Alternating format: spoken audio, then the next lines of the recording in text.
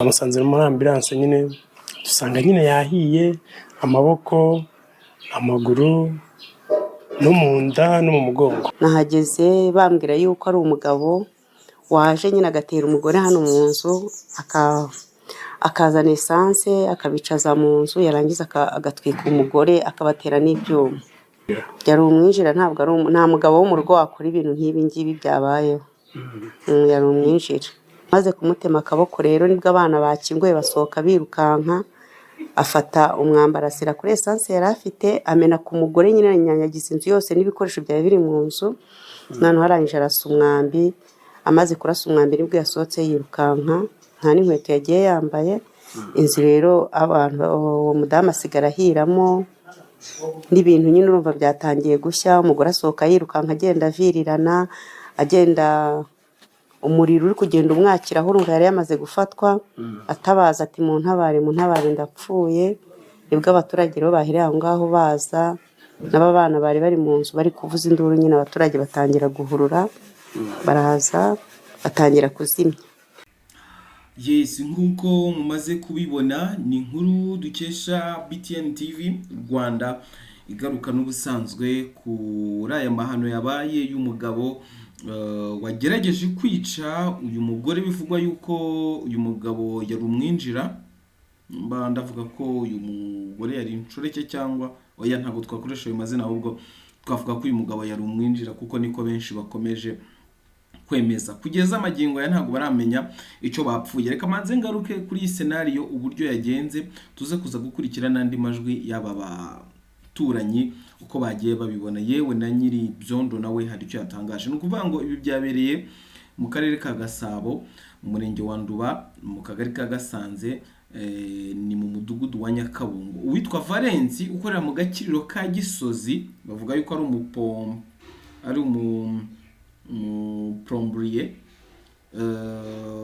yatatse uwitwa Rosine utuye nyine hari Nduba. Yaje mu rugo n'ubusanzwe ngo n'urugo yari asanzwe agendamo, noneho aruzamo bisanzwe. N'abaturanyi baho ngo bari bazi yuko ari nyiri urugo cyangwa bari bazi yuko ari umugabo muri urwo rugo, uwo mugore ari umugore we ndetse n'abo bana b'uwo mugore ari abana be. Bivugwa yuko muri urwo rugo yasanzemo abantu batatu n'akana k'agahinja ka kane. Noneho abategeka gusohoka mu nzu, abategeka gusohoka mu byumba bari barimo, baza muri salo, abicaza muri salo, abambura amatelefone. Noneho wa mugore agerageza kujya kuri toilette, aramugarura. Amaze kumugarura nibwo yagerageje kumujombagura ibyuma ndetse aranamwicaza ku ntebe, amusukaho essence, aramutwika. Uwo mugore waje kuza gusohoka akaza kuza gutabarwa n'abaturanyi bari kumuzimya. Kubw'amahirwe ntabwo yigeze ahasiga ubuzima, ahubwo yese ahabwa ubutabazi bw'ibanze ajyanwa kwa muganga.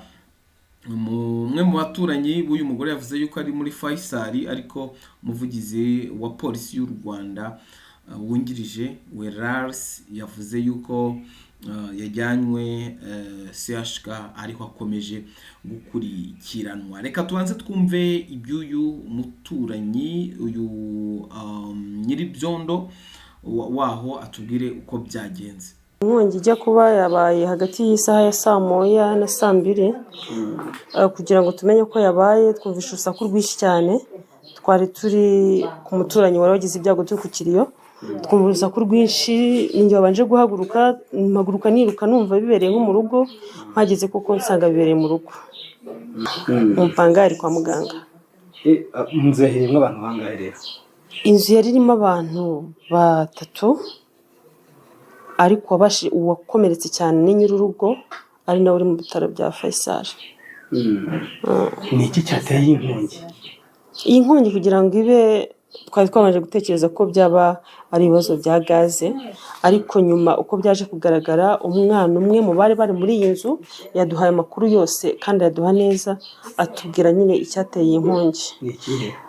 Iyi nkongi yatewe n'umuntu waje muri uru rugo. Twari tuzi nk'uko ari nyir'urugo, ariko uko twari tubizi twasanze bitandukanye n'ibyo abana batubwiye. Abana bo muri uru rugo twabaganirije baduha amakuru bimaze kuba, batubwira uburyo uwo mupapa yinjiye muri uru rugo, cyane cyane ko dusanzwe tumuzi nkanjye nyir'inzu. banampaye amafaranga y'inzu baje no kuyireba ari njyewe mbona ari umugore n'umugabo ariko ntabwo ariko byari bimeze ni inshuti y'umuryango yari inshuti y'umuryango rero yaje kuza muri ayo masaha araza arakomanga arakingura imfunguzo abazifite yinjira mu rugo hano ni muri salo araza yicaza abantu bose muri salo ikintu cya mbere yakoze yabambuye amatelefone arayabika amaze kuyabika akinga inzu yose ababwira ko nta muntu n'umwe wemerewe gusohoka nta n'uwemerewe kuvuga uko umwana umwe hano yatubwiye nyir'urugo yahagurutse ajya ku bwiherero umugabo aramubwira ngo ntabwo wemerewe guhaguruka hano mu kwa guhaguruka ahita afata icyuma yari afite icyuma amutera icyuma mu ijosi amutera icyuma mu mutwe atangira kubihererana byaje kurangira abonye bitari gukunda neza kuko abo bana ni inkumi bafite imbaraga batangiye kumurwanya ndetse uwamurwanyijwe muri bo yamukase akaboko ku buryo umutsi wacitse nuriya tubonye iryo nyariya ego hanyuma bararwana urumva abantu bari batarahamenya urabona ko hasa nk'ahihishemo birangira yinyabije hanze yari afite akajerekani ka esanse k'umweru bamwe mu baturage banamubonye akazana kuko basanzwe bamuzi ko bari bamuziho ko ari nyir'urugo wa hano kuko twamubonaga kenshi yari umwinjira reka tubivuge gutyo yazanye ku kabido rero umuturanyi umwe aramubwira ngo wampaye ku mata nkanywaho undi ati ngwino tujye mu rugo kumbi ya esanse yarazanye yaje kurangira ibyuma bitabishe azana ya esanse arapfundura barimo hano muri salo amena ku mugore amena mu nzu hose urumva ahantu hari esanse afata ikibiriti ararasa ahita asohoka n'inkweto yari yambaye twazisanze hano ntabwo yazijyanye ubwo yakinze yasohotse ahita anyura mu bigundiyo aragenda kuva icyo gihe ntongeye kumubona abaturage bahuruye barazimya bakoresha imbaraga zabo ndabashimira cyane n'ukuri abamama abapapa abasore n'inkumi baje baratabara kuko byari bigeze ku rwego iyi nzu igiye gushya niyo hirya igashya yego iyo abaturage badatabara byari kuba ibindi iyo hataza kuba abaturage ngo badutabare byari kuba ibibazo kuko bagose bamwe bafashe igice cyo kuzimya abandi bafata igice cyo gusohora ibintu muri iriya nzu yo hirya kuko nayo wabonaga ko igiye gufatwa kubera umuriro wari mwinshi cyane bamwe basohora ibintu hariya mu nzu yo hirya abandi baza kuzimya hano urumva bagose ndakeka akagari kose harimo irondo ry'umwuga abayobozi bo mu nzego z'ibanze abaturage muri rusange bose badutabaye yego hari icyo mwabashije kuramuramo mu byari muri salo ndetse n'ibindi byumba muri salo ni naho cyane haba hari ibintu byinshi by'agaciro nta kintu na kimwe n'iki cyera kirabura cyarakotsemo no mu byumba twasigaye ni twa tuntu nyine tw'ubusabusa utamenya uko ubara ubu umubare w'abahiriyemo ni bangahe inzu yarimo abantu 3 bane n'umwana muto ariko uwangiritse uwakomeretse bikomeye no mama cyane cyane ko rero bashakaga yes ndakeka mumaze kubyumva n'amahano abantu benshi bakwibaza bati uyu mugabo waje muri uru rugo akaza yatatse akaza ateye yari ari gupfa iki n'uyu mugore n'uhe mujinya w'umuranduranzozi yageze murumva yuko uyu mumama nyiri byondo cyangwa nyiri inzu bakodeshagaho avuga yuko bajya no gushaka inzu bari kumwe mukuri bari bazi yuko ari umugabo we ariko byaje kumenyekana yuko uyu atari umugabo we ahubwo yari umwinjira uyu mugore mukuri uramutse urebye inzu yabagamo nubwo yahiga kongoka ukareba ubuzima yarabayemo byanze bikunze n'ubuzima bwa bw'umuntu wifashije umuntu wari ufite televiziyo ya puse zigera muri 50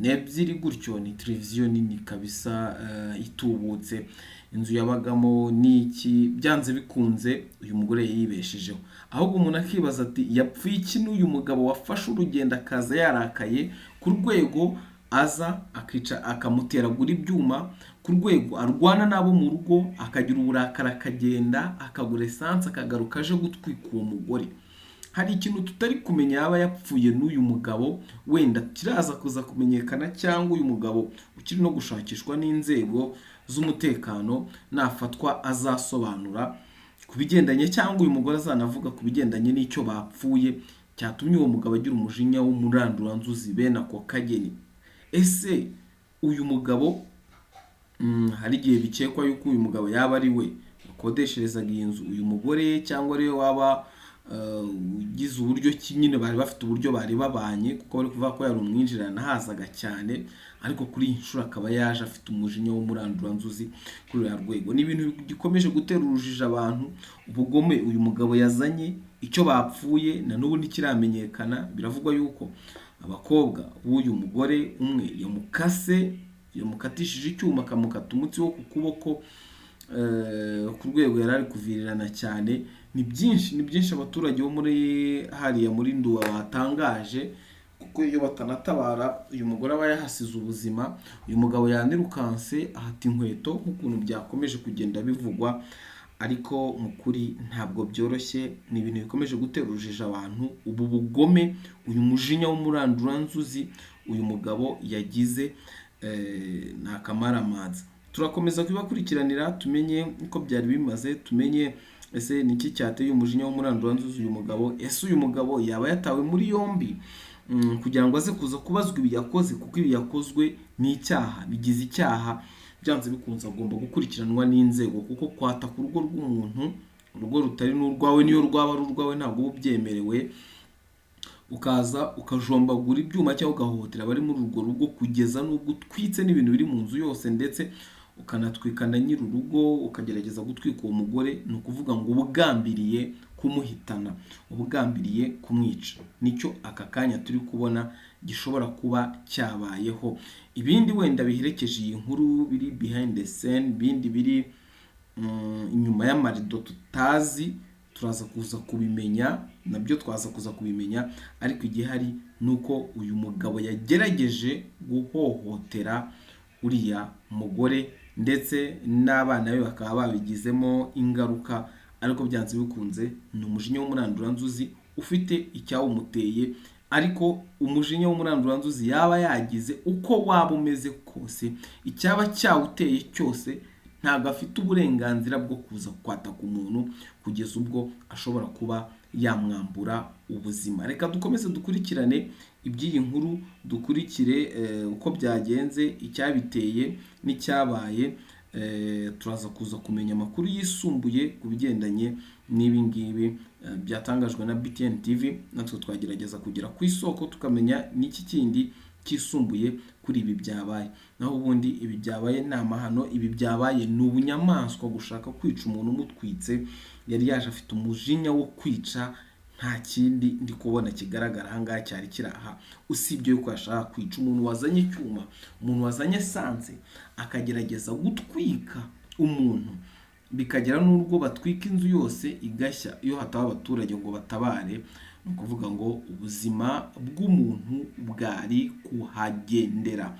Turakomeza kubikurikirana tumenye se uyu mugabo yatawe muri yombi, tumenye se ese bapfaga iki n'iki cyari kibyihishe inyuma. Mwiko gukora subscribe kugira ngo amakuru n'ibiganiro byacu muzajye mubasha kubibona mu bambere. Ndabakunda cyane, reka mbategurire n'ayandi makuru. Gutanga ibitekerezo ni ingenzi cyane, gukora like nimba wakunze ibyo dukora, ubundi ukaba wakora kuri share ugasangiza n'abandi aya makuru, kuko ikintu cya mbere ni amakuru. Reka mbakusanyirize andi makuru rero nkomeze kuyabategurira. Ndabakunda cyane, murakagira Imana n'amafaranga, namwe murankunda, niyo mpamvu iteka duhurira hano.